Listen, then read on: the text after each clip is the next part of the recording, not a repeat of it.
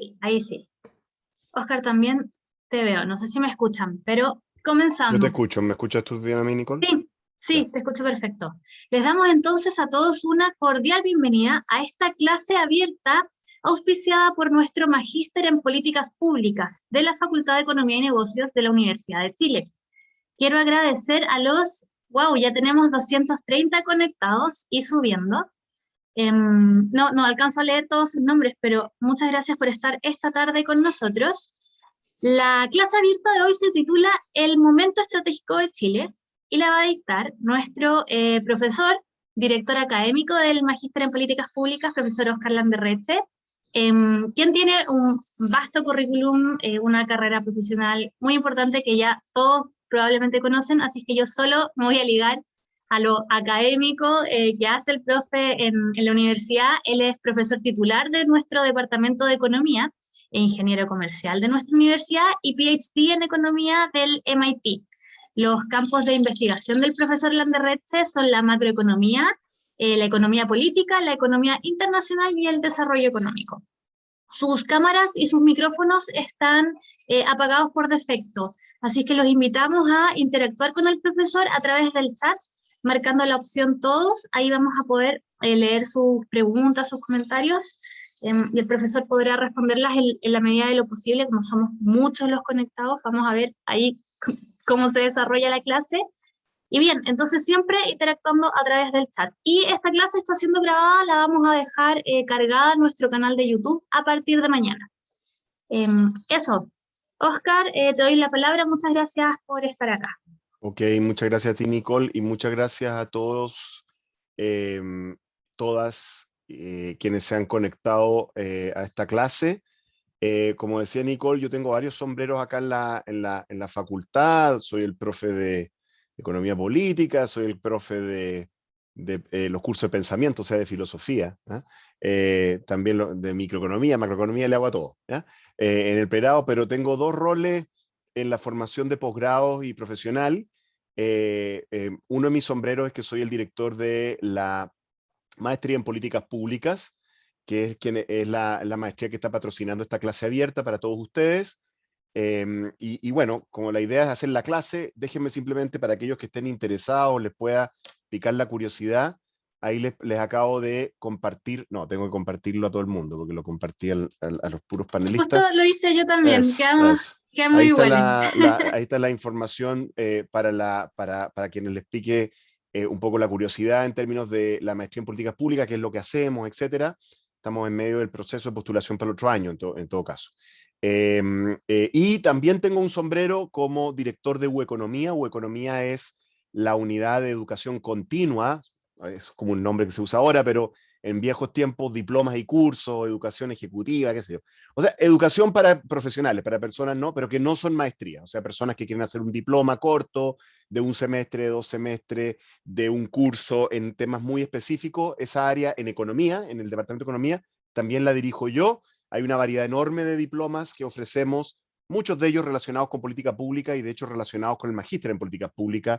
De hecho, tenemos un sistema en que gente toma diplomas eh, y después convalida los cursos hacia la maestría. Aquí nuevamente el vínculo para los que quieran ver nuestra oferta de diplomas, los invito ahí y si tienen preguntas no duden en escribirme, hacerme todas las preguntas que quieran. Miren, les voy a poner mi correo institucional para cualquier persona que tenga preguntas sobre los diplomas o las maestrías, cosas que me escriba, ni un problema. Yo no siempre respondo al tiro, pero trato siempre de responder a todos los correos si es que puedo. ¿Ya? Así Oscar, que eso. disculpa, también decirles a los asistentes que si no logran captar aquí el correo o algo, pueden responder el correo que les llegó con el enlace de acceso a esta charla y nosotros también ahí los derivamos a ti o a quien corresponda, O a ya la sea gente de los posgrado, claro, diplomados de claro. economía o posgrado para el magíster. Exactamente. Ya. Bueno, hasta ahí, ¿no es cierto? Con el gentil auspicio hasta ahí nomás llegamos. Ahora voy a compartir mi pantalla, que espero que me resulte. Sí, porque a veces uno no está habilitado, pero esta vez sí. Voy a compartir mi pantalla para hacer la presentación. Muy bien. Aquí está. Muy bien. Entonces, la clase de hoy se llama El momento estratégico de Chile. Déjenme desplegar el chat por si alguien tiene alguna pregunta. Vayan poniendo preguntas nomás en el chat, sí, cortitas, ¿ah? Porque cuando uno está exponiendo, si te ponen una cosa muy grande, no alcanzas como a verla. Así que sí, sí, feliz de contestar preguntas en la medida que se pueda, o si no las dejamos para el final. Ok, esta clase está basada básicamente en el libro, en un libro que saqué el año pasado, que se llama Hacia un nuevo pacto. El argumento, básicamente, lo voy a dividir en dos partes. Una parte de lo que voy a argumentar tiene que ver con la situación estratégica de largo plazo del país, y lo otro que vamos a conversar es sobre el corto plazo económico, porque las dos cosas obviamente están relacionadas. Si ustedes ven el libro, en realidad la parte de corto plazo no está tanto, ¿no? El libro trata de mirar un poquito más en el largo plazo, el problema estratégico del desarrollo. Pero, claro, necesitamos ver qué posibilidades hay de enfrentar ese proceso de desarrollo a partir de la situación económica de corto plazo, y eso también lo vamos a ver en la segunda parte de la presentación. Entonces, déjenme ir avanzando. El problema de mediano plazo, para ver dónde estamos metidos. Bueno, este es un gráfico que a veces a la gente a veces le cuesta un poquito. Yo lo llamo el gráfico chispita, porque la lógica de este gráfico es como los más veteranos acá se acordarán que uno en Año Nuevo jugaba con una chispita. Yo creo que ahora deben estar prohibidas. Pero las chispitas era que uno le prendían un palito así y uno movía la chispita, ¿no? Y la gracia era que, por supuesto, dejaba una estela, ¿no? Y la estela siempre, la parte que se veía más era la parte final, donde uno hacía así, ¿no? Y la parte que iba quedando se iba diluyendo en la oscuridad, ¿no es cierto? Entonces uno trataba como de hacer un nombre o hacer alguna figura, ¿no? Hacerlo rápido. Y esta es como un poquito la misma lógica del gráfico chispita, estrellita, perdón, que quizá en el país donde yo me crié se llamaban chispita. Bueno, entonces, pero aquí básicamente hay un recorrido que viene desde los últimos años de la dictadura hasta básicamente Bachelet 2, ¿no es cierto? Esto cuesta actualizarlo porque usa los datos de la CACEN, que son un poquito lentos, ¿ya? Pero vamos a ver cómo los actualizamos usando los datos de la Chile. Y básicamente lo que muestra es dos variables, la evolución conjunta de dos variables por las cuales uno podría medir el desempeño de una economía. La variable que está en el eje horizontal, o si ustedes quieren el eje X, ¿no es cierto?, es el PIB per cápita a precio de paridad actuales. ¿Qué significa eso? Significa a precios de paridad, digamos, comparables en el tiempo y con Estados Unidos, digamos. ¿Ah? Digamos, no autoengañándonos, digamos, porque tú aumenta el PIB, pero también han aumentado los precios, entonces uno al final no puede comprar lo mismo, ¿no? Esa corrección, ¿no es cierto?, que estas son cosas que estudiamos en la facultad, cómo se hacen, está hecha ahí, entonces es relativamente comparable el PIB per cápita, ¿no es cierto?, a precios de paridad actuales. Jerome dice, sí, está disponible en formatos digitales. Bien, y en el eje Y está el coeficiente de desigualdad, el famoso coeficiente de Gini. Para los que no conocen mucho este coeficiente, hacia arriba es más desigual, hacia abajo es más igual. O sea, hacia arriba es malo, por así decirlo, y hacia abajo es bueno. Esa es como la idea, ¿ya? Y bueno, esta es la evolución que hubo de estas dos variables en el tiempo desde finales de la dictadura hasta, digamos, los tiempos recientes antes del último, digamos, el gobierno de Piñera II, digamos, que es un gobierno muy excepcional en términos de los problemas que ha tenido ese país. Entonces, como, ¿no? Esto, por así decirlo, esta es la evolución de Chile desde final de la dictadura hasta antes de que quedara la crema, por así decirlo. ¿Ah? Ahora, ambas variables que están representadas acá tienen dificultades, ¿no? Ambas son complicadas de comparar. Déjenme primero mirar la del PIB per cápita, ¿no? El PIB per cápita es una medida que es muy importante como medida del bienestar económico de los países, pero no es una medida perfecta, para nada. Bueno, hay una serie de cosas que no se miden en el PIB per cápita, ¿no?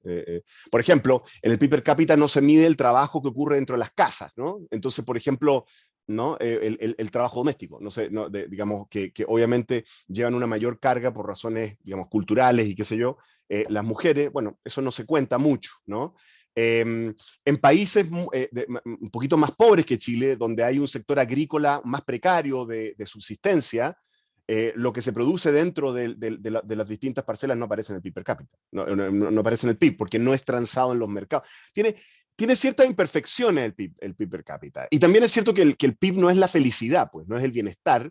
Y de hecho, es cierto que cuando uno llega a ciertos niveles muy altos de ingreso, a los niveles tipo Suiza, Noruega, ese tipo de niveles, hay estudios que muestran que la correlación entre PIB per cápita y felicidad es imperfecta. La verdad es que a esos niveles de ingreso, el PIB per cápita es un mal predictor del bienestar económico. Hay otras cosas que es lo que hace que la gente viva bien, pues viva feliz. Sin embargo, sigue siendo cierto que para países más pobres, ¿no es cierto?, el PIB per cápita es súper clave, ¿no? Para un país pobre, para los países más pobres de América Latina, para Haití, para Guatemala, Honduras, para ese tipo de países, ¿no es cierto?, el PIB per cápita es clave, ¿no? Si tú no tienes un nivel mínimo de PIB per cápita, literalmente hay una parte de la población que no vas a poder alimentar, ¿no? Y por lo tanto, lo que entendemos, ¿no es cierto?, es que a niveles pobres, digamos, los países pobres y los países de clase media baja, por así decirlo, a nivel mundial, el PIB per cápita es una medida muy importante. En el nivel más alto, deja de ser importante. No es que no sea importante, pero deja de ser tan importante el PIB per cápita como medida del bienestar. ¿Y qué es lo que pasa con Chile? Lo que pasa con Chile es que Chile pasó de ser un país pobre a ser un país de clase media no casi alta. Eso es lo que básicamente ocurrió durante estos años de muchísimo crecimiento. Entonces uno podría argumentar, por así decirlo, de que al principio de este diagrama el PIB per cápita era tremendamente importante, era clave hacer crecer para... Literalmente teníamos a la mitad de la población bajo la línea de la pobreza, y no pobreza multidimensional, pobreza, digamos, dura, pura y dura, ¿no? Y hacia el final tenemos un país un poquito más desarrollado donde las personas aspiran, ¿no es cierto?, a distintas cosas que les den significado, digamos, a sus vidas, digamos. Aunque siga habiendo un problema con la pobreza y el crecimiento y etcétera.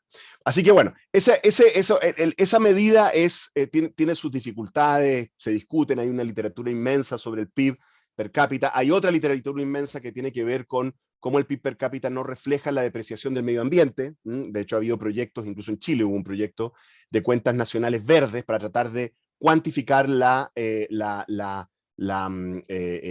depreciación del medio ambiente a través del crecimiento. La verdad es que eso hay un efecto, en países como Chile lo hay porque usamos nuestros recursos naturales, pero no afecta tanto, o sea, podría afectar el nivel del capital, ¿no? Pero el crecimiento, la tendencia no la cambia mucho porque siempre lo hemos hecho. Entonces, bueno, pero hay muchas críticas al PIB per cápita y también hay críticas al coeficiente, sí, están grabando, el coeficiente de Gini. También hay críticas, hay muchas críticas, el coeficiente, para empezar, uno puede medir la desigualdad en niveles de ingreso o en niveles de capital. Hay cierta relación, ¿no es cierto?, pero puede haber diferencias sustantivas. Ambas variables, medir el capital de las personas, la propiedad de capital o el ingreso, tiene imperfecciones, no es tan fácil medir el ingreso ni el capital de las personas, ¿no? Hay bastante claridad de que cuando se hacen encuestas de nivel de ingreso se subestima el capital de los niveles más altos, por lo tanto es muy posible, digamos, que todo este nivel de Gini sea más alto en realidad, ¿no es cierto? Porque la verdad es que siempre está subestimando los ingresos de los más ricos, ¿no? Ahora, una cosa es que esta serie esté más alta, ¿no es cierto? Y otra cosa es que sea más plana, ¿no? O que vaya en la otra dirección. Porque para que fuera más plana o fuera en la otra dirección, ese sesgo, los problemas de medición que tenemos para medir el ingreso o el capital, tendría que haber cambiado en el tiempo, ¿ya? Y es un poquito más difícil de argumentar, ¿ya? Pero bueno, en fin, uno puede además, por ejemplo, medir otras formas de desigualdad. Algunas personas podrían decir, la forma más importante de desigualdad no es la de ingreso, ni la del capital, sino que hay otras desigualdades, como discriminaciones, qué sé yo, raciales, de género, son otro tipo de métricas. Así que la métrica del Gini, la métrica de medir la desigualdad es imperfecta. También el Gini es una manera de medir esta dispersión, esta desigualdad. Hay otras medidas. La verdad es que, bueno, hay una tesis de un viejo tesista mío del MPP en que hicimos todas las series juntas, o sea, literalmente hicimos todos los Ginis, o sea, todas las medidas de desigualdad posibles para Chile, básicamente, con todas las distintas maneras de medirlo, usando todas las encuestas posibles, y al final del día, cuando uno mira la historia de 50 años, no cambia tanto. Hay, por supuesto, diferencia entre las distintas maneras de medirlo, pero es básicamente la misma historia. Por cierto, ese tesista probablemente va a tener un rol importante en el gobierno que se está armando. Bueno, así que eso podemos decir respecto de eso. Bueno, Ignacio hace una muy buena pregunta y es, ¿qué significa este Gini? O sea, ¿qué número es ese? 50, ¿qué significa? Bueno, es una muy buena pregunta para que ustedes se hagan una idea, ¿no es cierto? Un país, a ver, los países más desiguales del mundo, ¿no? Ahora, ¿no? Que son varios países africanos, básicamente, tienen Ginis de 55 para arriba. ¿Mm? De 55, incluso hay algunos países con 60, ¿ya? ¿No es cierto? Los países, un país como Brasil está por ahí, ¿no? 50 por ahí, ¿ya? En el nivel en que estábamos al finales de la dictadura. Para que ustedes se hagan una idea para el otro lado, digamos, los países más iguales, más igualitarios del mundo, un país como Suecia, es algo así como 25. El Gini a nivel mundial, esa es una muy buena pregunta. No sé cómo habría que sacar ese promedio. No me atrevo a hacer, pero es una muy buena pregunta. Se podría investigar porque hay que ponderar los Ginis de distintos países. Bueno, un país como Suecia tiene 25. Un país como, qué sé yo, un país por así decirlo, como Uruguay, tiene un poquito menos que Chile ahora. Ven que Chile está como en 40, tanto, digamos, 44, 45, digamos. Uruguay está como en 35, ¿no es cierto? Un país como Portugal está como en 30, para que ustedes se hagan una idea de más o menos cuáles son las dimensiones. Y para que ustedes se hagan una idea de cuán desigual es Chile, ¿no es cierto? Ahí Miguel nos ofrece una medida, y es que el promedio de la OCDE es 0,36, es más bajo que Chile. Un país como Estados Unidos es menos desigual que Chile. Un país, el centro del capitalismo global, tiene un Gini más bajo que Chile. Un poquito más, por ahí parecido a la OCDE. Por ahí por 40, 30 y algo. Depende del año que uno lo mide y cómo uno lo mide. ¿Ya? Ahora, la otra historia que cuenta esto es que hubo un proceso, digamos, básicamente desde el final de la dictadura hasta antes de la crisis de Chile, ¿no es cierto? En que Chile efectivamente creció muy fuerte y también redujo, bajo esta medida, la desigualdad. Hay gente que se enoja cuando uno dice esto, ¿no? Porque no puede ser cierto, digamos, que se haya reducido la desigualdad y buscan cómo recalcularlo. Yo estoy muy en desacuerdo con esa manera de hacer las cosas, con esto de que uno tiene un argumento y busca los datos para validarlo. No. Estos datos yo no los construí. Estos son datos construidos de la construcción que hace el Banco Mundial con datos de la CACEN, lo hacen lo más comparables posible y uno reconoce todos los problemas que tiene, ¿no? Pero no les voy a manosear yo los datos para mi argumento. Así que, Trinidad, efectivamente, esas medidas son diferentes, pero no cambian la historia, para ser súper sincero. Te dan medidas de nivel más diferentes, o sea, tú puedes ser más desigual, menos desigual, pero la historia no cambia mucho, no cambia tanto. Y hay algunos problemas con algunas de esas medidas, como el 1%, que es que el 1% es muy, muy difícil de medir, entonces por eso es que se trata de hacer con un poquito más. 10%, 20%. Hay un índice que hizo un economista chileno que se llama el Palma Index, que trata de agarrar distintos segmentos. El problema es cuando uno se queda con el más chiquitito, que es muy difícil de medir. Bueno, ahora, ese proceso de crecimiento y caída en la desigualdad tiene un problema muy grande, muy grande, y es el siguiente. Si bien durante muchísimos años, digamos, se hizo un esfuerzo de crecimiento y de expansión básicamente de gasto social que no existía antes no existía, qué sé yo, las garantías explícitas en salud, no existía ninguna forma de pensión solidaria, se estableció en Bachelet 1 recién, por ejemplo, no existían, hay una serie de cosas que no existían y que se pueden trazar a este proceso de descenso de la desigualdad. La realidad histórica es muy dura, es muy dura. Miren, aquí en este gráfico yo les estoy mostrando la misma medida, el Gini, pero el Gini para 60 años, ¿ya? Para 60 años. Esto solo lo podemos hacer en la Chile. ¿Por qué? Porque en la Chile hay una encuesta que se llama la encuesta de ocupación y desocupación del Gran Santiago, establecida por un profesor norteamericano que fue profesor nuestro en los años 50 precisamente, el profesor Grunwald, ¿no es cierto? Estableció esta encuesta y esa encuesta se ha mantenido hasta el día de hoy, encuestando, digamos, el empleo, pero también el nivel de ingreso, ¿ya? Ahora, de nuevo, esta encuesta también tiene problemas, tiene una muestra más chica, es solo para Santiago, todo lo que ustedes quieran, pero es una medida que tenemos para mirar la evolución de largo plazo. Y como ustedes pueden ver, ¿no es cierto? Ahí en gris está la serie del Banco Mundial, la que les mostré antes, ¿no? La que se produce el descenso.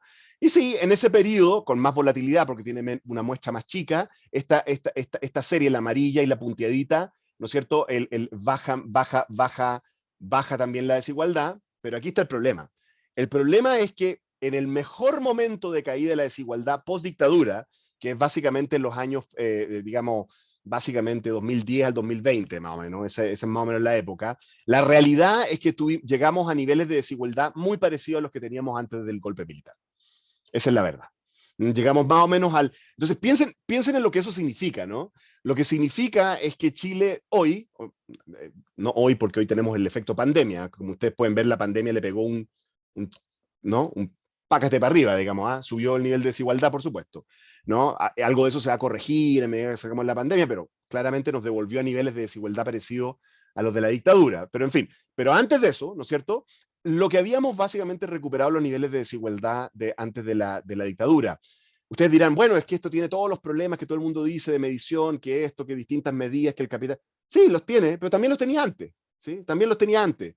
Chile en los años 50, en el campo, como todos ustedes saben, antes de la reforma agraria era un país cuasi feudal. ¿Ya? Era un país muy desigual, ¿ok? Entonces, y muchas de esas propiedades no era imposible valorarlas, ¿no? Porque no estaban en el mercado. Así que, digamos, no es simple realmente llegar y afirmar, digamos, de que el sesgo de hoy es mayor al sesgo de antes. ¿Ya? Esta medida nos indica que posiblemente, ¿no? Posiblemente estos son ingresos urbanos además, ¿no es cierto? Los niveles de desigualdad son muy parecidos a los que había antes. Entonces, en cierta medida, ese proceso de reducción de la desigualdad que se produjo durante los famosos 30 años, básicamente desarmó este proceso de alza de la desigualdad que se produjo durante la dictadura. Eso fue. Entonces, ¿no? La dictadura tuvo un proceso de crecimiento que por razones que no vamos a profundizar, pero todos entendemos, fue muy intensivo, digamos, en acelerar el proceso de desarrollo capitalista de Chile, financiero, etcétera, y se produjo una alza muy fuerte de la desigualdad. De hecho, en el PIC, ¿no es cierto? Efectivamente, Chile era uno de los países más desiguales del mundo en su momento. Ya no, digamos, pero lo fue, al final de la dictadura, en el medio, éramos uno de los países más desiguales del mundo. Y bueno, uno podría decir que los 30 años posteriores fueron básicamente desandar ese proceso, hay que decirlo, con un proceso de crecimiento económico que sacó a la mitad, bueno, casi la mitad de la población de la pobreza, ¿ya? Pero bueno, pero el problema es que no hemos logrado romper la desigualdad estructural histórica de Chile, ¿ya? Y eso es un problema que está detrás de los problemas que estamos teniendo hoy. Déjeme pasar a otro gráfico para interesarlos. Veo que este les interesó harto, está bien discutido en el libro, digamos, pero déjeme pasar a otro. Este es un gráfico que muestra el crecimiento de Chile, ¿no? El crecimiento de Chile desde básicamente mediados de los años 80. ¿Por qué es de mediados de los años 80? Porque es desde cuando tenemos el IMASEC, ¿no? Chile tiene esta gracia que es el IMASEC, que es como el PIB mensual, ¿no? Más o menos, ¿no? Y ustedes lo que ven ahí son varias series, todas construidas a partir del IMASEC, ¿no? La serie blanca es el crecimiento anual del IMASEC. ¿Qué significa eso? Yo tomo el IMASEC de un mes, por ejemplo, el mes de octubre no sé, del 2021, y lo comparo con el octubre del 2020, ¿ya? Y veo el crecimiento. Y corro la ventana, ¿ok? Y eso es el crecimiento de 12 meses cada mes. Esa es la serie blanca, ¿ok? Después, la siguiente serie en nivel de gris, hago una cosa distinta. Lo que agarro es que si me paro en octubre, sumo los 12 meses que terminan en octubre. Los 12 meses que terminan en octubre, o sea, sumo todo el IMASEC producido desde noviembre del año anterior hasta octubre, ¿no es cierto? 12 meses, ¿no es cierto? Y lo comparo con la suma de los 12 meses anteriores. ¿Por qué hago esto? Bueno, porque para entender más el PIB, cuando decimos el Producto Interno Bruto, estamos midiendo un año, ¿no? No un mes. Y el problema que tiene agarrar un mes es que muchas veces los meses tienen efectos específicos a los meses. Tienen estacionalidad, hay meses en que es más importante la agricultura, la pesca, la construcción, etc. Y además hay shocks particulares, pasan cosas, por ejemplo, esta cosa del Omicron, ¿no? Que nos va a fregar un par de meses, ¿no? Ya, pero es un efecto de 2 meses, ¿no? Lo que uno quiere ver es todo el año, ¿no? Todo el año sin estacionalidad, y para eso uno suma 12 meses y los compara con los 12 meses anteriores. Esa es la serie gris que sigue. La serie gris un poquito más oscura ¿no? Si se fijan que hay una gris y una un poquito más oscura, es los 12 meses dividido por los 12 meses anteriores per cápita. O sea, restándole el crecimiento de la población. Claro, porque si uno crece, si un país crece, pero crece su población, en términos per cápita, o sea, si las dos cosas ocurren lo mismo, el país crece 1%, la población 1%, estamos igual. En términos del nivel de producto que estamos produciendo por persona, a repartir, ¿no? A igual distribución del ingreso, a igual todo, básicamente estamos igual.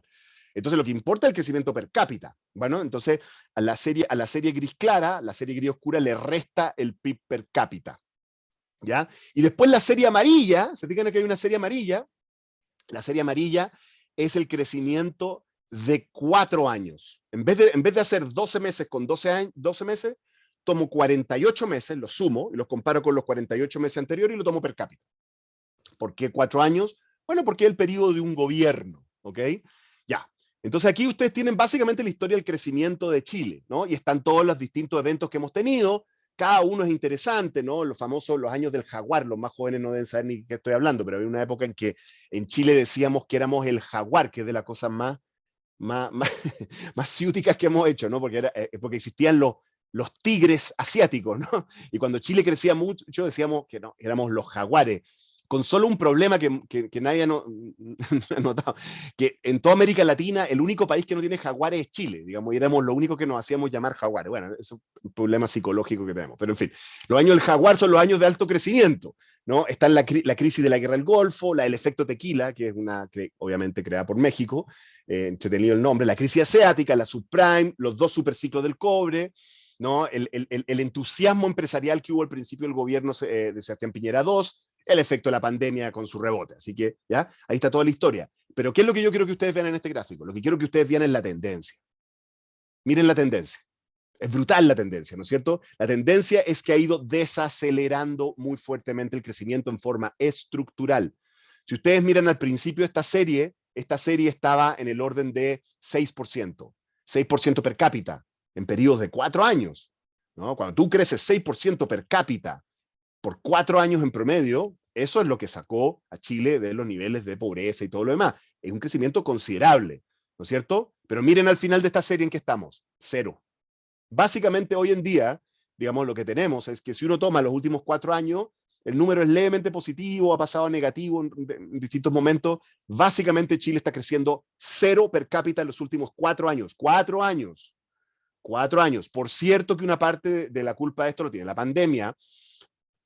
Uno puede incluso encontrar un efecto del estallido social, yo diría un poco menor al de la pandemia, pero el efecto de la pandemia es más grande, pero reconozcamos la realidad, la tendencia que nos está llevando en niveles de crecimiento, digamos, que ya eran mediocres antes de esto, ya eran de tipo 3%, 2%, a 0, es una tendencia más larga, es una tendencia de 10, 15 años, es una tendencia que atraviesa los últimos 4 gobiernos, 2 de izquierda, 2 de derecha, o sea, es una tendencia, lo más parecido que hay una tendencia estructural. Cuando uno dice que hay un agotamiento del modelo chileno, de lo que está hablando es de esto, ¿ya? Es bastante inapelable, ¿no? El agotamiento del modelo chileno, ¿no? Y ha habido varios intentos de revertirlo, ¿no? Ha habido varios intentos, pero han sido efímeros, no han funcionado, ¿no? Entonces algo nos falta en términos de estrategia para revertir esto. ¿Por qué tenemos esto? ¿Por qué está pasando esto? ¿Por qué no logramos rebotar de vuelta para arriba? ¿Qué es lo que está pasando? Bueno, aquí hay un gráfico que es bien útil. Miremos esto. Este gráfico, a ver, para que lo entendamos. Este gráfico tiene en el eje X el número de investigadores, personas que se dedican a la investigación, ¿no? A la investigación en ciencia, en tecnología, ¿ya? Número de investigaciones por millón de habitantes. Ojo, esto no es número de personas con magíster o con doctorado, porque hay personas con magíster y doctorado que no se dedican a investigar, se dedican a ser gerentes, se dedican a ser profesores, se dedican a... No. O sea, esto es gente que se dedica a investigar, ¿no? Cuya actividad es hacer investigación científica tecnológica, ¿correcto? Dividido por millón de habitantes, porque obviamente un país más grande tiene más investigadores, China, ¿no es cierto? Ya. Entonces, dividido por millón de habitantes, para escalar de acuerdo a las dimensiones. Y en el eje Y, lo que tenemos es gasto privado y público, empresas privadas, públicas, todo tipo de empresas, ¿no es cierto? Y el Estado, dividido por el PIB. También porque un país más grande obviamente invierte más. Y de nuevo, sumando privado y público, para que no nos metamos en historias de que esto, que la izquierda, que la derecha, que los privados, que los públicos, que... No, sume todo, ¿ya? Miren dónde está Chile, ¿ya? Está muy abajo, ¿no es cierto? Entonces, ¿es realmente sorprendente esto? ¿Es sorprendente este proceso de estancamiento de la estrategia de desarrollo chilena cuando nosotros hacemos esto? No es muy sorprendente, ¿no? ¿Por qué crecíamos alto aquí? Bueno, aquí crecimos alto por varias razones. Una es que Chile logró un equilibrio político que le vendió al mundo y que permitió básicamente explotar los recursos naturales que antes no se explotaban, porque la gente no iba a venir a invertir a Chile, un país paria, digamos, ¿no? La dictadura, pues. ¿Ah? Se logró un equilibrio político que generó que Chile durante los años 90 fue uno de los países en que llegó más inversión extranjera directa, si uno lo compara con el tamaño de nuestra economía en el mundo. Vinieron los capitales a invertir en minería, forestales, fruta, surgió el sector de los vinos boutique, una cantidad de cosas enormes. Entre mediados de los 80 y los años 90, que fue cuando se estableció ese equilibrio. ¿Correcto? ¿Y eso rindió? Sí. Y la infraestructura, así es, por supuesto. Y se hizo la infraestructura y los tratados de libre comercio. Eso se hizo. Y eso rindió, al César lo que es del César, eso rindió, pero no rinde para siempre. No rinde para siempre. Una vez que tú ya activaste todos esos recursos naturales, tienes que hacer otras cosas, ¿no? Y para hacer otras cosas, la única manera de hacer otras cosas es hacer investigación y desarrollo, y eso no lo hacemos. ¿Ya? Entonces, eso es uno de los problemas que tenemos con nuestro modelo. Déjenme mostrarles las consecuencias de esto, porque si uno no investiga, si uno no hace ciencia, si uno no hace tecnología, su productividad se va agotando. Al principio de los años 90 tuvimos un alza muy fuerte de la productividad, se disparó la productividad en Chile, se activó la economía, se activaron los recursos naturales, toda la historia que sabemos, pero ya más o menos, digamos, a mediados de los 2000, básicamente se estancó y las distintas medidas de las distintas medidas, digamos, de productividad que hay. Aquí hay una que hace la DIPRES, otra que hace la Comisión Nacional de Productividad, otra que hace CLAPE-UC, que es como el think tank, básicamente, de donde han salido la mayor parte de los cuadros de los gobiernos del presidente Piñera. En fin, hay distintas medidas, no son muy distintas, o sea, son distintas en términos de metodología, pero básicamente la conclusión es la misma. En el mejor de los casos tenemos una productividad estancada, ¿no es cierto?, o a la caída. Carolina, efectivamente, si uno no hace nada nuevo,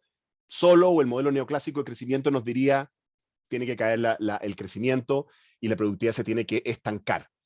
Otro signo de esto, si este gráfico muestra la distribución de las exportaciones de bienes, esto no incluye servicios, de Chile desde los años 60 hasta la actualidad. Esta es la distribución, ¿ya? La distribución, esto es suma 100, ¿ok? Y como ustedes pueden ver, ¿no es cierto? Bueno, hay un momento que es básicamente durante los años, ¿sí?, 80, la segunda mitad de los 80 y los 90, donde se diversifica la economía. También hay gente que le desagrada que uno muestre este gráfico, pero es la realidad, ¿ya? El momento de mayor diversificación de la economía chilena es entre mediados de los 80 y los 90, eso es así, ¿ya? ¿Ok?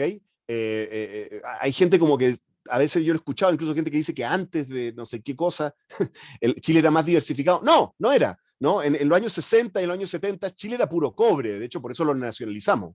Si ustedes se fijan, o sea, casi todo era minería, era cobre, ¿no?, nuestras exportaciones, ¿no? Hubo un proceso de diversificación de distinto tipo. Otro de los mitos que existen es que esto fue el mercado libre y los empresarios. No, tampoco es cierto, ¿no? El tema de la piscicultura, los salmones, fue con apoyo público de la Corfo, la Fundación Chile. La celulosa fue con un apoyo fue con fomento productivo hecho con impuestos. El tema de la agricultura, apoyo del INDAP y de la Corfo. Hubo un esfuerzo productivo. Hubo un esfuerzo privado de innovación, de inversión, sí, claro, y también hubo esfuerzo público para desarrollar esos sectores. Como sea, la verdad es que ese proceso de diversificación productiva se detuvo, ¿no es cierto? Y si uno mira hoy, ¿no es cierto?, en los 2020, ¿no?, la distribución de las exportaciones chilenas se parece mucho a las exportaciones de los años 80. Esa es la verdad, ¿sí? Más allá de que si uno quiere tener una opinión y uno quiere decir que los culpables son estos, los otros, da lo mismo. La realidad es que nuestras exportaciones son básicamente las mismas en términos de distribución. ¿Qué significa esto? Que la economía chilena no ha podido seguir transformándose. Había logrado empezar a transformarse con el modelo que tenía sus límites, como dijimos, de activación de la exportación de recursos naturales fines de los años 80 y 90, pero no hicimos nada nuevo, teníamos que hacer otra cosa. Teníamos que haber agotado esos rendimientos y haber llegado a una nueva cosa, y no lo hicimos. Y entonces, bueno, aquí estamos en el mismo lugar. Así es, Mauricio, ¿no? Si uno sigue haciendo lo mismo, rinde menos, como todo en la vida, ¿no? Y hay un problema peor que tenemos en Chile, que es que siempre nos estamos autoconvenciendo de que estamos haciéndolo bien. Entonces, pucha, nos encanta que Muchnik, ¿no es cierto?, haya armado el Notco, ¿no es cierto?, el Crystal Lagoon, qué sé yo, el Corner Shop. La verdad es que fantástico que haya emprendedores que hagan unicornios. Estamos llenos de eso, digamos, en la FEN, fantástico, pero la realidad es que si uno mira eso como proporción de nuestra economía, no mueve la aguja. Todavía no mueve la aguja, ¿no? Hay una cierta frivolidad en nuestra economía, en que nos agarramos de esos casos y los celebramos como que fueron una transformación de nuestra economía, y no hay signos todavía de que tengamos una escala como para transformar nuestra estructura exportadora aún. Así que aquí está el problema, una de las consecuencias. Si ustedes miran en Estados Unidos, las principales empresas de Estados Unidos, los principales productos de Estados Unidos, y los comparan con 30, 20, 40 años atrás, son otras empresas. No son las mismas empresas. Las principales 20 empresas de Estados Unidos hoy son completamente distintas de las de hace 40 años atrás, ¿no? Hoy son las Amazon, ¿no es cierto?, las que conocemos. Hace 40 años atrás, Microsoft, Boeing, otras. En Chile son las mismas empresas. El capitalismo no funciona así. No es sustentable un proceso de crecimiento sin destrucción creativa, sin nuevos sectores, sin nuevas empresas. Hay un proceso de estancamiento en nuestro modelo de exportación. ¿Ok? Así que este es nuestro problema estratégico. Nuestro problema estratégico es que Chile se le ha ido agotando su proceso de crecimiento productivo, logró algo en términos de equidad y pobreza, ¿no es cierto?, pero básicamente retornó a los niveles históricos que tenía y no ha logrado avanzar respecto a los problemas de desigualdad estructural. Y bueno, no hemos logrado cambiar estas cosas como más estructurales básicas, digamos, para poder revertir el problema de crecimiento y de productividad que tenemos. ¿Ya? Ese es el problema. Muy bien. Ahora miremos cómo se inserta esto en el problema de corto plazo. Voy a revisar esto y después me voy a abrir un poquito a preguntas para que vayamos motivando un poco más la cosa. Miremos actividad económica. Si uno mira, bueno, el gráfico que les mostraba muestra cómo se ha producido el rebote de la pandemia, ¿no es cierto? El rebote de la pandemia. Si uno toma el IMASEC de 12 meses, a noviembre del 2021 hay un crecimiento de casi 4%, comparado con septiembre de 2019. A mí me gusta comparar con septiembre de 2019 porque es el mes anterior al estallido social. Entonces, para evitarme la conversación de cuánto es esto, da lo mismo, ¿no? La economía que teníamos a septiembre del 2019, hoy tenemos una economía que es 4% más grande. Esto significa que si uno anualiza los 27 meses que han pasado, este es un crecimiento de 1,71%, y básicamente la economía chilena había recuperado su tamaño total, de PIB total, básicamente agosto del año pasado. Ahora, en términos per cápita, que es lo que importa, como le he mostrado, la verdad es que la economía en la última medida, noviembre, es un 0,2% más chica, porque está bien, ha crecido, ¿no es cierto?, en 3,89, pero también ha crecido la población, porque nacen más personas y porque hay inmigración. Por lo tanto, tenemos una economía 0,2% más chica, ¿ok? Y con el IMASEC de diciembre, lo más probable es que pasemos a positivo, pero positivo cercano a cero, ¿ya? O sea, 28 meses después, básicamente tenemos la misma economía que teníamos per cápita, la misma economía per cápita que teníamos en septiembre del 2019. Así que esa es la gravedad de la crisis. Otra manera de ver este gráfico, de ver esto, es en este gráfico. Aquí ustedes ven la medida que yo les he propuesto, la suma del IMASEC per cápita en ventana móvil, ¿no? Pero desde mediados de los 80. Y si ustedes lo miden así, ustedes pueden ver con mucha claridad cuáles son las tres principales crisis que hemos tenido, ¿no es cierto? Ha habido otras crisisitas, ¿se acuerdan la del tequila? Pero es muy chica, o sea, casi no movió la aguja, ¿no? Las crisis que ha tenido Chile son la crisis asiática, ¿no es cierto?, a fines de los años 80, la crisis subprime, digamos, en los 2000 y tanto, a fines de los 2000, digamos, y por supuesto la pandemia. Y para que ustedes hagan una idea de cuáles son las dimensiones de esta crisis, una buena manera de verlo es tomar el punto mínimo de la suma del IMASEC de 12 meses y ver cuánto hay que retroceder para llegar a ese mismo nivel. Entonces, por ejemplo, aquí la crisis asiática, ¿no es cierto?, en su peor punto nos hizo retroceder 20 meses, ¿no? 20 meses, ¿no? Un poco menos de como un año y 3/4, más o menos, ¿no es cierto? Nos hizo retroceder 20 meses, y el rebote, o sea, cuando recuperamos el nivel justo antes de la crisis, fueron 21 meses, 21 meses, ¿ya? La subprime fue un poquito más fuerte que la asiática, nos hizo retroceder 25 meses, ¿no? 2 años y un mes más, ¿no? Y el rebote tomó casi 2 años, ¿no? 23 meses, ¿ya? ¿Ok? Bueno, la pandemia, aquí es donde uno se da cuenta de lo brutal que fue la pandemia, ¿no? La pandemia nos hizo retroceder 104 meses. No, brutal, ¿eh? O sea, nos hizo retroceder como 8 años, ¿no? Una cosa tremenda. Ahora, claro, como parte de ese efecto fue simplemente una paralización de la economía, ya hubo un rebote, ¿no? Y de hecho ya se recuperó la economía, ¿no? Al nivel que estaba justo antes de la pandemia, ¿no? Entonces hemos tenido básicamente un rebote de 28 meses, ¿no? 28 meses, ¿ah? 2 años y medio, ¿no? Les recuerdo yo a ustedes que, bueno, si ustedes me escucharon alguna de mi entrevista, yo trepaba por las paredes, digamos, cuando gobierno y oposición hacían planes de recuperación que duraban 3 meses, no sé si se acuerdan, los primeros IFE y cosas eran 3 meses, yo no entendía, ¿de dónde sacaban 3 meses? Esto fue una recuperación bien rápida, digamos, para lo que fue esta pandemia, fueron 2 años y medio, así que, bueno, en fin, pero eso es para que ustedes se hagan una idea de las dimensiones, de lo fuerte que fue la pandemia. Claro, es cierto que el IMASEC ahora per cápita está básicamente al mismo nivel, tomó 2 años y medio recuperar ese nivel. Pero aquí está el problema, todavía no ha terminado la crisis, porque buena parte de esa recuperación, digamos, no ha sido muy intensiva en empleo. Y de hecho ha habido, por la situación de la pandemia, sustitución en contra del empleo. Básicamente muchas empresas han encontrado la manera de hacer lo mismo con menos trabajadores. Esa es la realidad, ¿no? Y ha habido sectores de la economía, trabajadores, especialmente mujeres trabajadoras, que se han retirado de la fuerza laboral. ¿Qué es lo que ustedes tienen acá? Ustedes tienen la evolución de la masa del ingreso al trabajo. ¿Qué es la masa del ingreso al trabajo? Es el total de trabajadores que hay en Chile multiplicado por los salarios reales que ellos ganan, ¿no es cierto? Porque, claro, yo puedo decir, por ejemplo, yo podría decir, suponte que se recupera el empleo, ¿no? Que logramos tener los mismos trabajadores, pero con salario más bajo. Igual sale perdiendo los trabajadores, ¿entiendes? O sea, lo que importa es salario por trabajo. Es como cuántas horas me contratan y cuánto me pagan por hora. Las dos cosas multiplicadas, ¿ya?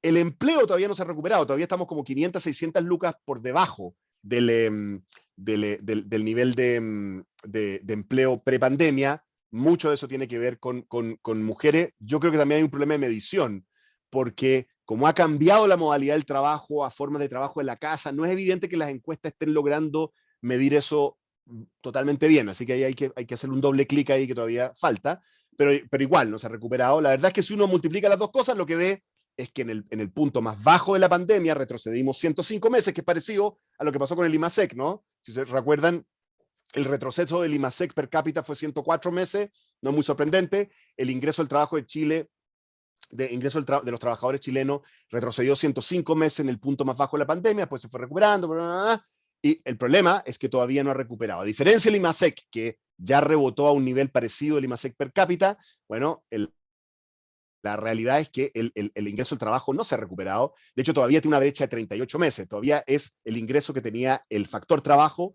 hace 38 meses. ¿Saben lo que son 38 meses, no? Harto tiempo. ¿Ah? Son como 3 años, más de 3 años, 3 años y medio. ¿No? Harto tiempo, ¿no? Todavía no se recupera. ¿Ok? Y claro, ¿qué es lo que pasa? Que si el PIB per cápita se recupera, está al mismo nivel que antes, pero el ingreso del trabajo está más abajo, con todos los problemas de medición que esto tiene, bueno, ¿a dónde se fue el resto del ingreso? Si el ingreso total se recuperó a un mismo nivel, pero el ingreso de los trabajadores está acá, ¿dónde está el resto del ingreso? ¿Quién se lleva el resto del ingreso si no se lo lleva el factor trabajo? A ver si hay algún ingeniero comercial o economista ahí. ¿Qué me puede decir? El ingreso total se recupera, el ingreso del trabajo no se recupera. ¿Quién se lleva el resto? No, no el fisco, no. El capital, pues es la distribución factorial del lógico. Entonces, aquí está la noticia y mucha gente se sorprende que le ha ido tan bien a muchas compañías. Claro que le ha ido muy bien, obvio, lógico. Han sustituido trabajo, han logrado activarse en una economía sin trabajadores. ¿Mm? ¿Y cuál es la consecuencia de eso? Bueno, no es muy sorprendente. Si recuerdan ustedes la medida esta que teníamos de desigualdad, ¿no? ¿Qué pasó con la desigualdad? Se disparó, obvio, porque la principal fuente de desigualdad es la distribución entre capital y trabajo. Así que bueno, ese es el problemita que tenemos con la economía. Así que si bien se ha recuperado, el IMASEC no se ha recuperado el empleo todavía y no se ha normalizado esto. Y ojo, aquí pueden haber cambios estructurales en el mercado del trabajo que pueden ser muy difíciles de solventar. Ojo con eso. ¿No? Pues, no se, o sea, algunas de estas cosas pueden no ser mientras haya pandemia, puede que cueste, ¿no? Que a algunas empresas le haya gustado el modelito este de tener menos trabajadores, más capital intensivo, y puede que él haya encontrado eficiencias ahí, entonces hay un problema ahí. ¿Ok? Y además, el próximo año no se está viendo tan bien. ¿Ah? El próximo año los pronósticos son de crecimiento, la primera mitad va a ser más o menos parecido a lo que estamos ahora, va a ir desacelerando, va a depender un poquito de lo que pasa en China, honestamente, pero vamos hacia un escenario de crecimiento casi cero en términos per cápita. Así que esto le va a costar recuperarse. ¿Ok? Segunda cosa del corto plazo, inflación. Inflación, ahí ustedes tienen la inflación desde el año 2019, y bueno, ¿qué es lo que hay? Es un proceso de aceleración de la inflación. Hubo una inflación fuerte a mediados o sea, durante el 2020-2021 con fruta y verdura, las sequías y la payasada, eso se desarmó, ¿ya? Y en realidad esa inflación como que fue sustituida en el IPC por una inflación que es resultado básicamente de tres cosas. Uno, una inflación transable, que es la gris, es inflación importada que ocurre en todo el mundo. En todo el mundo hubo un descalce entre oferta y demanda. Básicamente se reactivó la demanda porque todos los países les dieron IFES a sus poblaciones y las empresas se chuparon, ¿no? Se chuparon porque estaban en problemas logísticos. Por lo tanto, hubo un descalce entre oferta y demanda. Eso generó inflación en todas partes del mundo, en Chile y en el mundo. Así que hay inflación transable. Además, en Chile, el tipo de cambio, que va a ser lo último que voy a mencionar, también se ha devaluado en el último tiempo por razones que ya vamos a discutir, y eso también le suma la inflación importada, ¿no? Y eso tira para arriba, ¿no? Si se fijan que la transable está arriba del IPC hace rato, como que la inflación de afuera está tirando para arriba del IPC, ¿no? Es cierto que es importada, correcto, pero el problema es que la inflación puede ser importada, pero si se convierte en un proceso endógeno de la economía, que es lo que está ocurriendo ahora, ¿no es cierto?, se convierte en un proceso inflacionario propio. Aquí hay una medida que es la inflación sin alimentos y energía, digamos, para tratar de tener como la inflación más local. Otra medida es la inflación no transable, de bienes no transables o que no se comercian internacionalmente, ¿no? Que incluye muchos servicios y empieza a subir para arriba. ¿Por qué? ¿Por qué una inflación importada se convierte en inflación local? Bueno, porque es parte de la estructura de costos de acá, ¿no? Alguien que es un peluquero, ¿no es cierto? Un peluquero es alguien que tiene una actividad no transable, un servicio no transable, no se comercia internacionalmente. Sí, pero la peluquería usa energía, o sea, usa petróleo, usa gas, ¿me entiendes? O sea, los factores que digamos,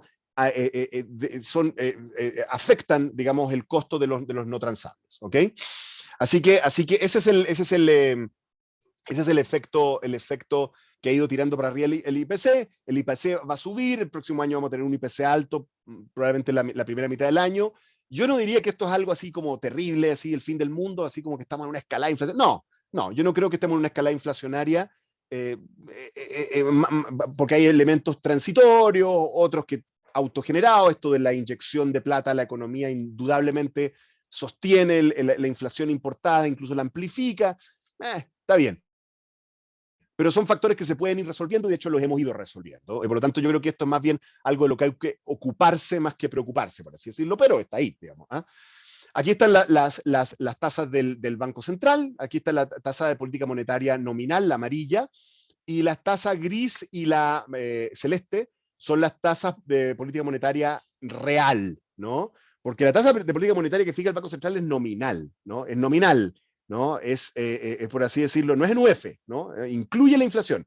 Entonces, lo que uno tiene que hacer para ver cuál es el verdadero efecto sobre la economía real de esa tasa es descontarle la inflación, ¿no? Es cuánto me están cobrando por sobre la inflación, porque si no, lo único que está haciendo el Banco Central es cobrar la inflación, como todo el mundo, ¿no? Entonces, cuando uno puede hacer eso de dos maneras. Uno puede calcular la tasa de política monetaria real hacia adelante o hacia atrás. Hacia adelante, ¿cómo se hace? Se toman las expectativas inflacionarias. Aquí lo hago con la encuesta se pueden hacer de distintas maneras, pero yo lo hago con la encuesta del Banco Central. ¿Ok? Y le descuento la inflación a la TPM. Y la otra es hacia atrás, es con la inflación que llevamos, ¿no? La última inflación, la última medida, ¿no? Son bastante parecidas, la gris y la celeste, las dos medidas, ¿no es cierto? Básicamente, la medida hacia atrás tiene a la tasa de política monetaria en básicamente, no, perdón, la tiene en cero, ¿no es cierto? Y la hacia adelante, al revés, la hacia adelante está en cero y la hacia atrás está en menos 1%, ¿ya? A propósito de las discusiones sobre el Banco Central, es importante notar que el Banco Central prácticamente no ha tenido tasas de política monetaria nominales positivas desde el año 2015. ¿Ya? O sea, cuando las ha tenido han sido mínimas, ¿ah? Reales, perdón, reales positivas. Casi no las ha tenido. Ojo con eso, ¿ah? ¿No? El Banco Central ha estado inyectando liquidez en términos reales a esta economía, ¿no? Casi por 6 años, ¿no? Entonces, y de hecho, fíjense, en los últimos 2 años llegó a tener tasas reales de menos 2%, de acuerdo a ambas medidas. Menos 2%. La única vez que hemos llegado a eso fue por acá, por la crisis subprime. También llegamos a ese tipo de nivel, incluso se fue más abajo, ¿no? Así que, digamos, tú tienes un proceso de aceleración de la inflación, es muy razonable que el Banco Central tenga que cerrar esta brecha, digamos. Incluso se podría argumentar que estaba atrasado, ¿ya? Así que, bueno, eso es el manejo. Así que, bueno, yo creo que se están haciendo las cosas para esto. Finalmente, el tipo de cambio, mire, este gráfico, muchos de ustedes quizás no lo han visto, es otro gráfico chispita, ¿ya? Entonces, abajo tengo el dólar en el eje X, en el eje Y tengo el euro, y se están moviendo, son dos tipos de cambios, pues, ¿no? Porque en Chile todavía estamos muy obsesionados con esto de que el dólar, bueno, el dólar es importante porque además los chinos están medio pareados con el dólar, pero bueno, ahí está el euro, ¿no? ¿Por qué es importante mirar el dólar y el euro? Cómo se mueven en estrellita o chispita. ¿Por qué? Bueno, porque en realidad cuando este gráfico, el movimiento es en la diagonal, ¿no es cierto? En la diagonal transversal, por decirlo, la que dice problemas entre ellos, ¿no? Cuando se mueve así el tipo de cambio es porque lo que está moviendo el tipo de cambio en realidad tiene que ver con afuera, ¿no? Cuando el dólar, por ejemplo, se devalúa frente al euro, ¿sí? Claro, también se devalúa frente al peso chileno, pero en realidad es un problema del dólar, ¿no? Se está devaluando frente a todo el mundo, ¿no? Lo que pasa es que también lo sentimos nosotros, ¿no? O cuando el euro se devalúa, ¿no? Esos son problemas entre ellos que también se sienten en nuestro tipo de cambio, ¿no es cierto? Pero cuando se va por la diagonal positiva, ¿no? Esos son problemas nuestros. O sea, cuando nosotros nos devaluamos frente a las dos monedas, eso es porque probablemente el problema es nuestro, ¿no? O sea, al revés, ¿no? O nos revaluamos, la gracia es nuestra, da lo mismo, ¿no? Entonces, es importante mirar estas dos cosas para ver qué es lo que realmente está pasando. Si es un problema que en los mercados cambiarios, que son especulativos, que son... ¿Ah? ¿Aló? No sé si perdí el audio. No, te escuchamos bien, Oscar. Ok. Muy bien, es que me sonó algo raro. Cuando se mueven los dos, es un problema mutuo. Aquí está más o menos lo que ha pasado. Aquí está septiembre del 2019, obviamente se empieza a producir un proceso de devaluación del peso chileno contra ambas monedas. Pues ahí va, ¿no? Ahí está febrero del 2020, ¿qué es febrero del 2020? Cuando empieza la maldita pandemia, ¿no? En fin, hay distintas fechas ahí que las habré puesto por distintos significados de la pandemia, básicamente, y por aquí estamos hoy, ¿ok? Por lo tanto, ese es el proceso. Claramente hay un efecto, y fíjense bien, lo interesante del proceso acá, digamos, octubre del 2020, por ejemplo. ¿Alguien se acuerda qué pasó en octubre del 2020? ¿Alguien me lo puede decir? Porque ahí empezó como a revaluarse la moneda chilena, fíjense. ¿Qué pasó en octubre del 2020? El plebiscito. El plebiscito fue una buena noticia para los tipos de para el tipo de cambio. 2020, ¿no? El estallido fue 2019. Octubre del 2020 fue una buena noticia, como que recuperamos, ¿no? Casi 100 pesos, miren, de aquí para acá. Volvimos acá. ¿Y qué pasó en abril, mayo? Porque ahí como que se volvió para arriba. ¿Qué pasó en abril, mayo?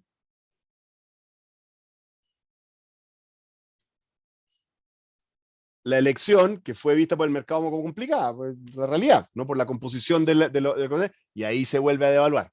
¿Se fija? Y ahora vamos a ver qué pasa con el nuevo gobierno, vamos a ver qué pasa, si es celebrado, si no. O sea, lo que hay acá, es decir, evidentemente los mercados cambiarios reflejan, y claro, reflejan la evaluación de lo que está pasando en Chile de acuerdo a los intereses de las personas que especulan en los mercados cambiarios. ¿Sí? Aquí la gente que se juega la plata invirtiendo en Chile, sacándola o entrándola, ¿no es cierto? No viene a ser juicios éticos de nosotros, viene a ver cuál es la rentabilidad de invertir en Chile y cuáles son los riesgos. ¿Ya? Y eso es importante tenerlo presente. No significa que uno los vaya a seguir y hacerles caso, pero tiene que tener presente lo que está ocurriendo. Hay una sensibilidad de los capitales internacionales que van y vienen frente a los eventos de Chile, ¿no? Y ha habido salida de capitales chilenos que se refleja en el tipo de cambio, así que eso es importante mantenerlo presente, ¿ok? Así que bueno, ese es más o menos el resumen de las cosas para ir cerrando. simplemente quería decirle, bueno, la parte más estratégica de esto está en el libro Hacia un nuevo pacto, que todavía anda por ahí dando vuelta, y si alguno de ustedes me lo deja en la facultad, yo se lo firmo, y qué sé yo. Así que eso es, y me abro a preguntas un ratito para los que quieran. No sé, podemos darle un rato a las preguntas, Nicole, no sé, unos 15 minutos, 20 minutos. Sí, Sí, sí. todavía tenemos tiempo, así es que esperamos las preguntas de nuestros asistentes a través del chat. Así que denle nomás, porque hay hartas para arriba, pero bueno. ¿Dónde puede comprar el libro? En una librería amiga. En todas las librerías buenas tienen este libro. Así que en cualquiera, a ver, más preguntas, a ver qué hay por acá para arriba. ¿Cómo abordar la productividad? Ya. Ya, es complicado el tema de la productividad porque, ¿no es cierto? Lo que el diagnóstico que hemos hecho digamos, indica es que la productividad tiene mucho que ver con hacer cosas nuevas, ¿no? Como que lo que uno tiene como la sensación de que por enorme que ha sido el aporte de los sectores productivos que hemos tenido durante, o sea, si uno tiene que reconocerlo, pues la minería se ha expandido, las forestales, la pesca, los vinos, ¿no? Cuando yo era cabro chico, los vinos en Chile eran vinos tipo así, con el mayor de los respetos, gato negro, digamos, así como vino barato, ¿no?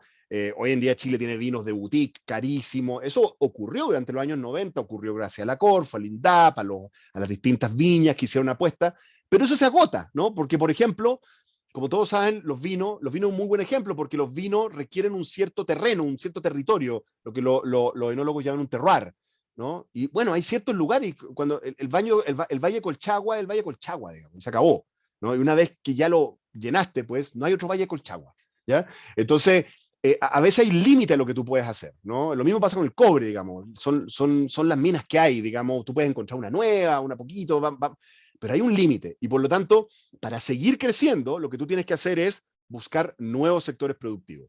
Y eso significa hacer apuestas productivas y mirar lo que países que han pasado por situaciones parecidas a la nuestra han hecho. Déjeme ajustar aquí la cámara que se encajó. Ya. ¿Y qué han hecho esos países? Los países que han pasado por procesos parecidos a los nuestros. Bueno, lo que han hecho es básicamente hacer apuestas, pactos productivos entre el Estado y los grandes grupos empresariales. Entonces, básicamente el Estado se sienta con los grandes grupos empresariales y le dice, bueno, usted se ha dedicado a la minería. Digamos, y nosotros necesitamos que usted apueste a otros sectores productivos.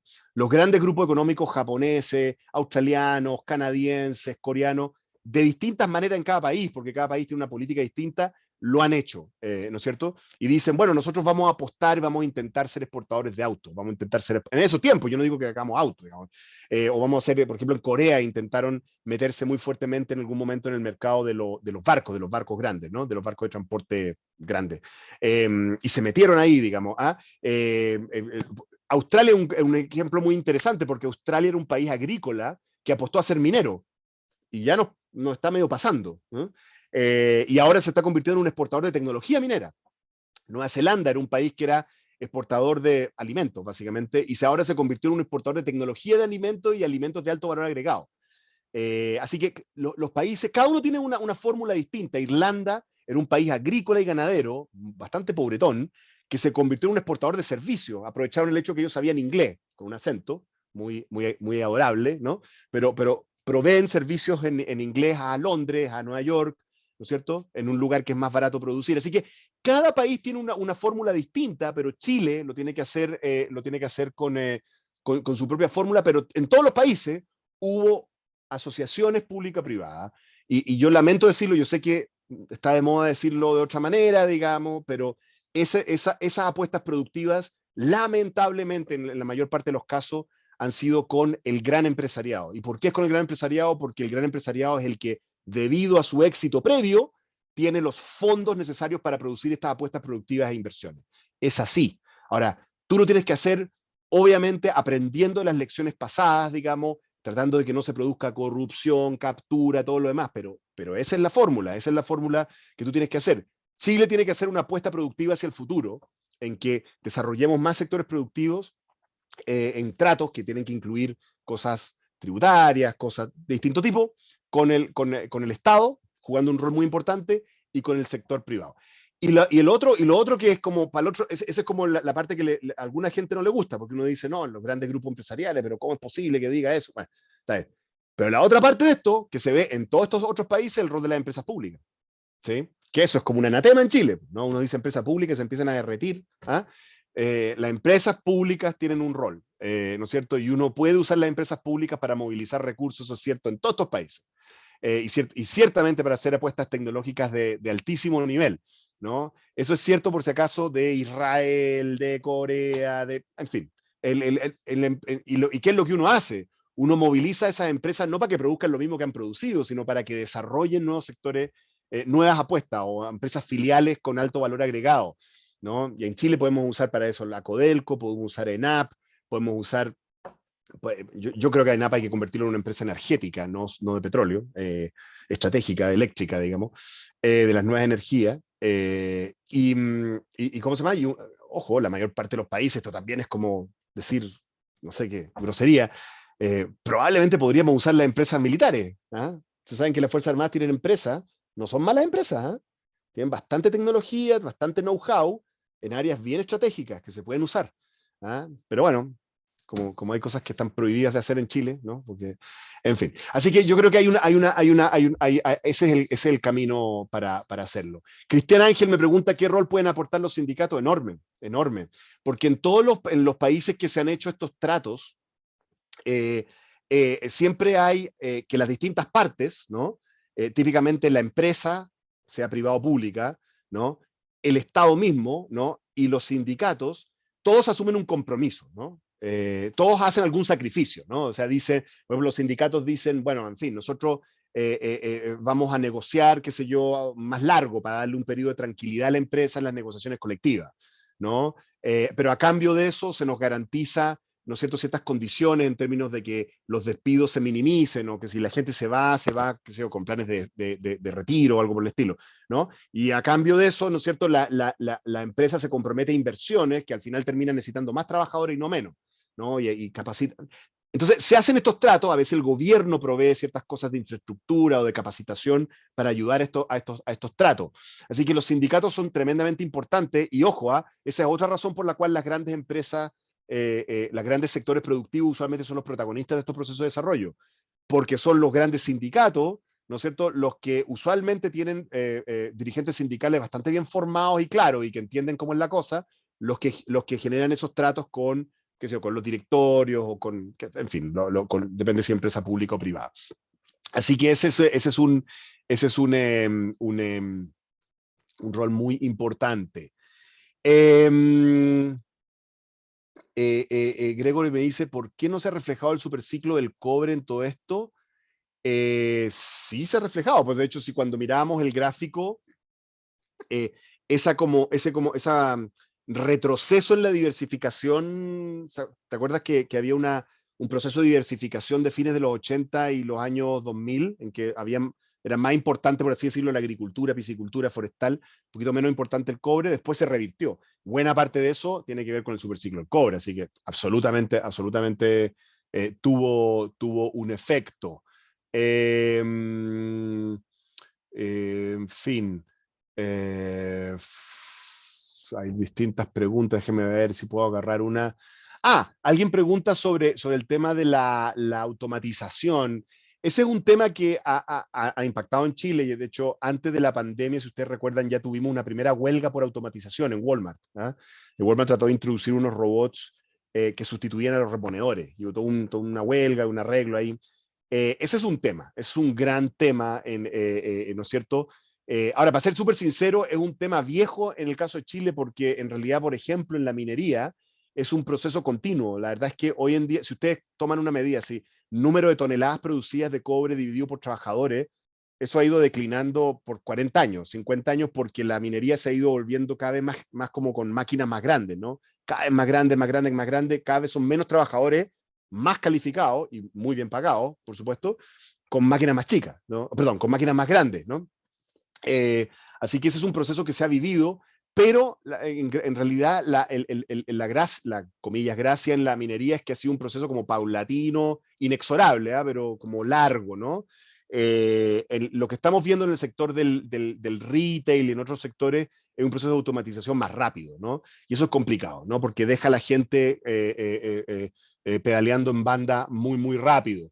Así que desde mi punto de vista, Hugo, una de las cosas que hay que sumarle a esta mirada estratégica de desarrollo económico es la generación, es el apalancamiento de sectores de empleo, que genera empleo, trabajo intensivo. O sea, una cosa es diversificar, ¿no? Porque te invento, uno podría diversificar puros sectores capital intensivos, ¿no? Puros sectores que no necesitan trabajadores, por así decirlo, ¿no? ¿no? Pero yo creo que eso nos generaría una situación de desempleo estructural muy complicada, ¿no? Alguna gente dice, no importa, tú haz lo que produzca más y después generas como IFES, ¿no? Como que repartes plata, pensiones, o sea, ¿cómo se llama? Ingresos universales y todo lo demás. Yo soy muy escéptico con eso porque creo que el trabajo no es solamente un tema de plata, es un tema que tiene que ver con el sentido de dignidad, de lo que tú haces, qué sé yo, por lo tanto, en fin, posiblemente hay un futuro en el cual muchos recibamos un cierto complemento de ingreso por ingresos públicos, pero me parece a mí, digamos, que necesitamos que la gente tenga trabajo, ¿no? Y que tengan trabajos decentes y útiles digamos, y bien pagados. Entonces, creo que hay que sumarle a esta mirada que hemos estado hablando, la necesidad de generar empleos con trabajo. En el libro, de hecho, yo discuto varias cosas que podemos hacer.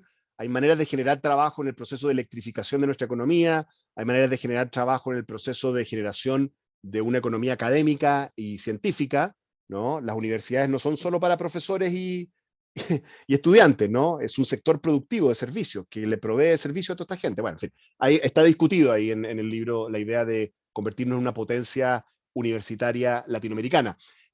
Pero el que más me atrae a mí, yo creo que hay más rentabilidad de corto plazo en Chile, es el turismo. Post pandemia, ¿no? Yo creo que Chile es un país que está muy, muy, muy bien rankeado como destino turístico, muy mal rankeado en términos de su infraestructura y la capacitación de sus trabajadores del sector turismo. Así que ahí podríamos hacer. Al principio de la pandemia yo hice una sugerencia que nadie me pescó. Digamos, al principio, el primer mes de pandemia yo hice una sugerencia en la radio a la entonces ministra del Trabajo, a los directores del CENSE les dije, oye, agarren a todo el sector turismo que se va a apagar completo, agarremos a toda esa gente, van a estar cerrados como un año, enséñenle inglés, alemán, portugués, chino, en fin, idioma, ¿ya? Para que atendan mejor a la gente. Nada, nadie me hizo caso. Bueno, en fin. Pero así que esto, digamos, ese tipo de cosas las podemos hacer. El turismo puede generar mucho empleo y empleo de mucha calidad, no solamente en términos del ingreso, sino que, bueno, cuando uno trabaja en el turismo, al final uno está prestando un servicio para que la gente sea feliz, ¿no? Para que conozca, para que pruebe cosas nuevas, haga deporte, vea paisajes, como una cosa, ¿no? Es que el turismo bien hecho puede ser una cosa que le da mucho sentido a la vida, es parecido a ser profesor, ¿no? Entonces, bueno, creo que ese sería como otra cosa. Ya, una última pregunta para ir cerrando. Mauricio Fierro, justo hizo la que yo necesitaba. Dice, ¿cómo veo el desarrollo de energía renovable y de hidrógeno, el hidrógeno verde, etcétera? No, yo creo que Chile tiene un enorme potencial en esto. Yo sí quiero que seamos muy cautos, y siempre trato de que seamos muy cautos con comprarnos el último fetiche de la clase política, ¿ya? Si se acuerdan, antes del hidrógeno verde era el litio, ¿no? El litio era el oro blanco, el litio, ¿cómo es posible? El litio, las baterías de litio, ya. La verdad es que cualquiera que mirara el mercado del litio se da cuenta de que hay una oportunidad, la discuto en el libro, pero que es muy difícil que sea siquiera un décimo o un 20% del mercado del cobre, así como que, no, ¿ya? Por un tema de dimensiones del mercado.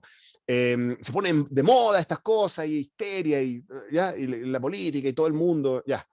Bueno, y después pasa y entonces aparece un nuevo fetiche de los políticos. Y el nuevo fetiche de los políticos es el hidrógeno verde. Yo soy más partidario de que seamos leales al objetivo estratégico y no al producto específico. ¿Mm? El objetivo estratégico es electrificar nuestra economía, es convertirnos en un proveedor, ¿no es cierto?, de insumos para la economía eléctrica mundial y también, ¿no es cierto?, de producir, ojalá poder exportar electricidad, que es la apuesta de las baterías mayoristas como las de hidrógeno verde, pero hay otras tecnologías. Hay una de arsénico, Hay otras tecnologías para exportación mayorista de energía eléctrica. Esto es que uno genera electricidad con el sol o con mareomotriz o con el viento y lo convierte en lo equivalente, por así decirlo, a un barril de petróleo, ¿no? Que lo puede mover, ¿no? Esa idea, ¿no? Esa idea, lo que importa no es el producto específico, lo que importa es que hagamos todas las apuestas productivas necesarias para que la que resulte nosotros seamos uno de los protagonistas. Entonces yo recomendaría no comprarnos fetiches. El hidrógeno verde es uno, hay varias más. Lo que importa es la apuesta estratégica y para eso mi propuesta siempre ha sido la transformación de NAP en una empresa energética estratégica, triple L, decía yo, E3, ¿no? Así que yo vería las cosas así. Ya, se nos anduvo acabando el tiempo, así que nada, les quiero agradecer por haberse conectado a esta clase. Espero que les haya resultado útil. Como les decía al principio de la clase, esta clase es patrocinada por, esto es un poquito parecido a Plaza Sésamo, ¿no? En Plaza Sésamo, no sé si se acuerdan, pero decían, este programa es patrocinado por la letra E. ¿Ah? Y por el número 7, una cosa así. Bueno, esta clase es patrocinada por la maestría en políticas públicas. Si ustedes quieren más información sobre la maestría en políticas públicas, alguien me acaba de acusar de ser un boomer por hablar de Plaza Sésamo. Eso demuestra su ignorancia sobre lo que son los boomers, porque Plaza Sésamo es para los hijos de los boomers, y para eso los llamo a leer una columna que escribí por ahí, que la pueden encontrar en internet, que se llama Los millennials son los boomers. Pero bueno, ese no es el tema de hoy. Y aquí les hago el vínculo para la otra cosa que yo dirijo, que es, U-Economía, ¿no es cierto? La unidad de diplomas y cursos del Departamento de Economía. Espero que les haya resultado ser útil, muy útil esta clase, y nada, nos estamos viendo a la próxima. Nicole. Muchas gracias, Oscar. Muchas gracias a todos nuestros asistentes que se quedaron hasta el final. Como les comentamos, esta clase abierta fue grabada. Desde mañana la pueden ver en nuestro canal de YouTube. También les estamos dejando el enlace en el chat. Eso, cerramos ahora con unos videos y que tengan todos muy buenas tardes. Muchas gracias, Oscar, de nuevo por tu tiempo. Chao, buenas tardes, nos vemos.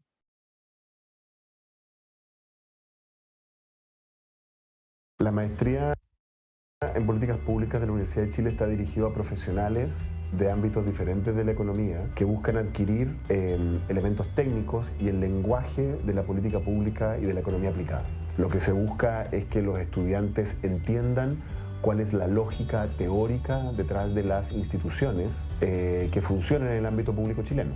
Se está observando más gente del sector privado, desde las empresas, que debido a que enfrentan un entorno público más complicado, buscan estas habilidades para poder desenvolverse en el ambiente que enfrentan de una manera más efectiva. La gracia que tiene la Universidad de Chile es que es la principal universidad del país y esta facultad tiene un cuerpo académico extremadamente sólido que le permite a las personas, sea de donde sea que vengan, de otras profesiones o de otras universidades, ponerse en la punta de las discusiones públicas.